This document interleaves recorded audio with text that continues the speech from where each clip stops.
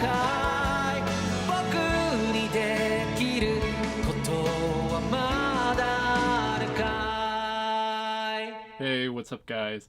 Today I'm finally going to talk about this film right over here, which is, of course, Weathering with You. Now, I've definitely talked about this film before, but I'm finally going to do a full review. For those of you who don't know, Weathering with You is a 2019 romantic fantasy anime film that was produced by Comics Wave Films and released by Toho. It tells the story of a 16-year-old boy named Hodaka who is a runaway who has decided to go to Tokyo and pretty much start a new life for himself. He starts a new part-time job and meets a bunch of interesting people, however, none more interesting than the Sunshine Girl, Hina. And we soon discover that Hina actually has some kind of power which allows her to manipulate the weather.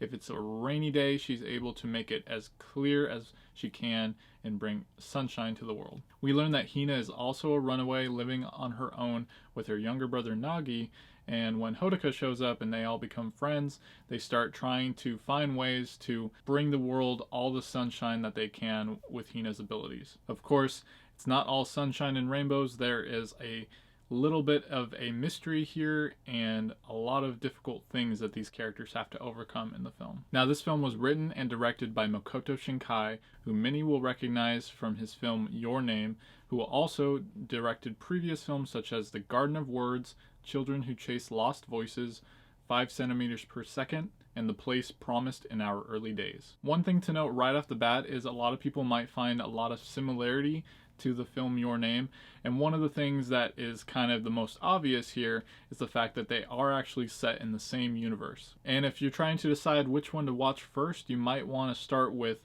Your Name, because there is actually some cameos from that film that take place in this one. And I won't give much more away other than that. But I also don't want to compare the two very much. Even though there are similarities, I definitely think these stand out as two very different films. However, one thing noticeable for sure is the music, which was once again brought to you by the band Radwimps, who did the soundtrack for both Your Name and Weathering with You. Weathering with You went on to become the highest grossing anime film of 2019 and received numerous nominations all across the board.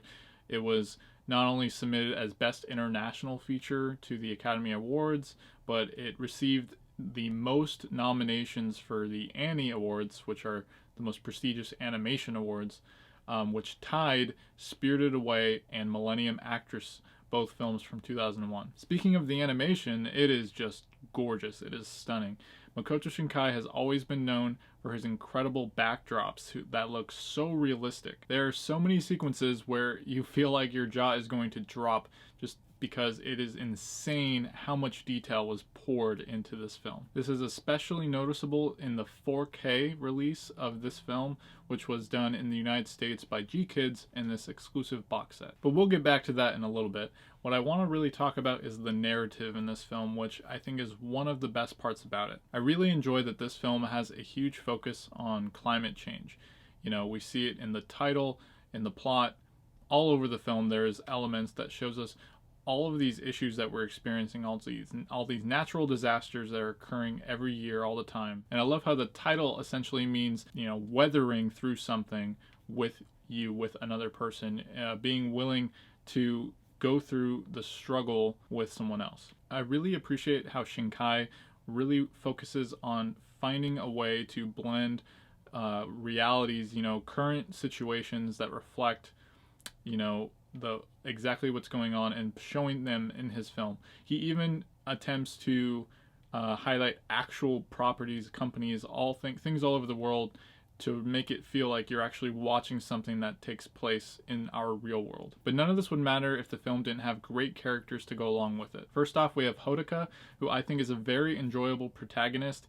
You know, he's a young kid, but he has so much heart, and there's a lot of great quotes that we see from him throughout the film. You know, he just wants to enjoy life, and I love that we don't have to know all about his backstory, like why he's a runaway, you know, what happened.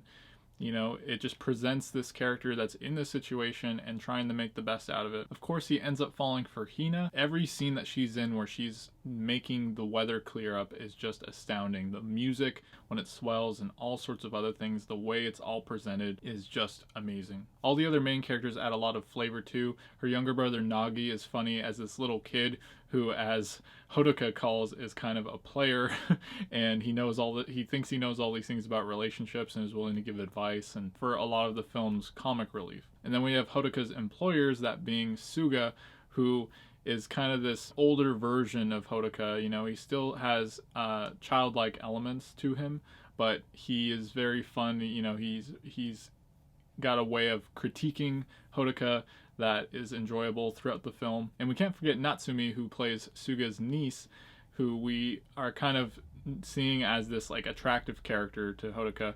She has a lot of good comic relief moments too, and together these characters just do a great job of giving us people that we really enjoy watching and just trying to figure out where the story is going to take them. And I think the pacing of this film is very well done. It's just under 2 hours, but it feels like it goes by rather quickly, and I'm always looking for that next moment when things start off really great and you can kind of wonder like when it's going to start changing and maybe turn bad in any way. But what really holds this film all together is the music.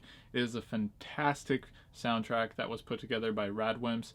There's several songs in particular that go with the film that have lyrics, and they actually kind of help sway parts of the story in these kind of montage moments. Two of them feature the vocalist Toko Miura, one of them being Celebration and then the last one being Grand Escape. But probably the most prominent one that we see is the song Is There Still Anything That Love Can Do?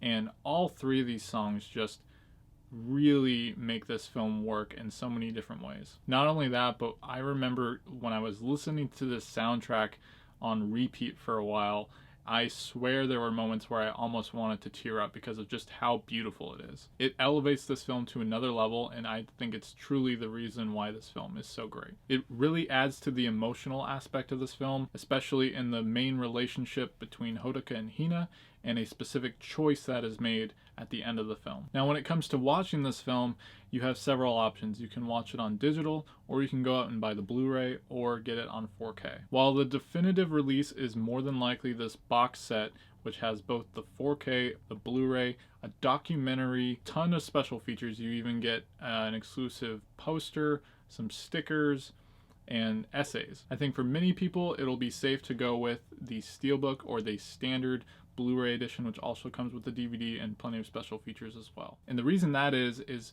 because one, it's a lot cheaper, but two, the 4K is not overall the best I've seen. It's upscaled, and at times it might be a little bit harsh on the eyes. I will give it a plus for the HDR and subtle nuances throughout the film. That is definitely an improvement, but I think many of us can live without it and just get the standard Blu-ray. I, however, will probably be keeping the 4K disc and putting that in my Steelbook, getting rid of the DVD, and selling my box set at some point because I don't want to have two sets of this film at this point. But overall, guys, when it comes to this film, it is probably my favorite Makoto Shinkai film. I think it is a fantastic movie. I think Your Name could possibly be the objectively better film, but as far as a film that I want to see again and again and I just preferably enjoy more, it goes to Weathering With You without a doubt. I can easily give this film a 4.5 stars, and I highly recommend it to everyone out there, even if you're not a fan of anime.